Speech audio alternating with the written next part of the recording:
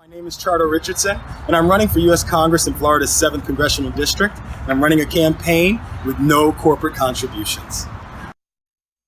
I served 12 years in this country. I fought in Iraq and Afghanistan. And when I came home from those wars, I knew that I had to do something for the people as far as I didn't want my country to continue down the path it was going and what I saw. I got to travel to a lot of countries. I've got to see really great countries as far as wealth and prosperity, and then I've gotten to see countries where, there really is no democracy.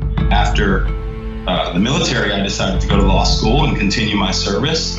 After graduating law school, I became my own advocate in a sense. I started digging into this mass incarceration. While I was in law school, I worked on wrongful convictions and I did felony juvenile interviews, and I slowly started to learn that the problem was more so this whole war on drugs and mass incarceration itself. So I reached out to the ACLU of Central Florida, which is over 4 counties, and they elected me their president shortly thereafter. So I went to fight there, and currently now I work as a director for a teachers union in Seminole County, which is in my district, and I enjoy it.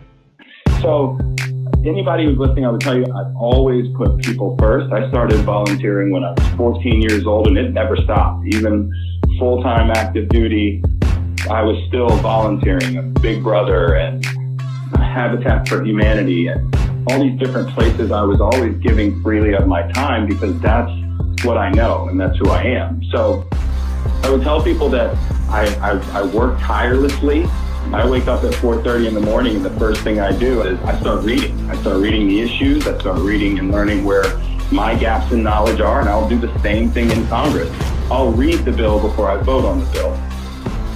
I actually have been doing listening tours, and I'm a hard worker. I work hard, so I plan on doing them all the way up until we get to that primary, but I need to hear from the people. And I can tell you right now, I've heard a lot from folks, and we've all agreed that these are the issues that are common to our nation, and we are going to support them and move the ball forward. And we're going to do that because all of our legislation is about the people. It's not about anything else other than making sure people get what they need, which is raising a living wage, Medicare for all, stop fighting needless wars and focus on home, green or renewable energy, and the clear path to citizenship, all things that Americans agree we need.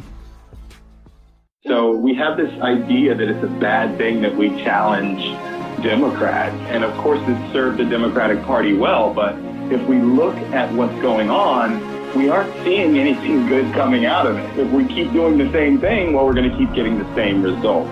So I have nothing against the incumbent. It's really, truly not even about her. But it's not about running against the Democrat. It's about running for the people. People still say it to this day is, what's the difference between you two? They don't understand. They think she's progressive, where she clearly claims to be a centrist. She clearly stays in the middle.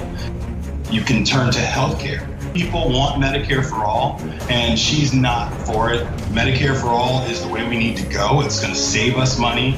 It's definitely better for the people. It's morally right to do because we have to take care of Americans, and everyone deserves healthcare, but she's not for that. She calls it an impossibility.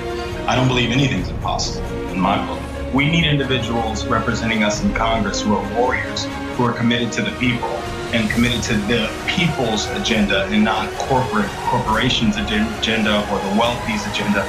We want people in our Congress who will speak up for us. That's the way our Congress was intended. Democrats, we can't say, oh, we need to wait. How long are we going to wait? We've been waiting.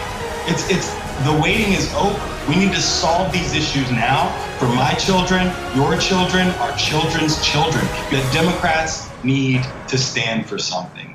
I don't think that there's any job that's more important than making sure that you are doing the right thing by the people who put you there. That's a service job, and I can tell you that I'm a man of service. And I will continue to serve for the rest of my life.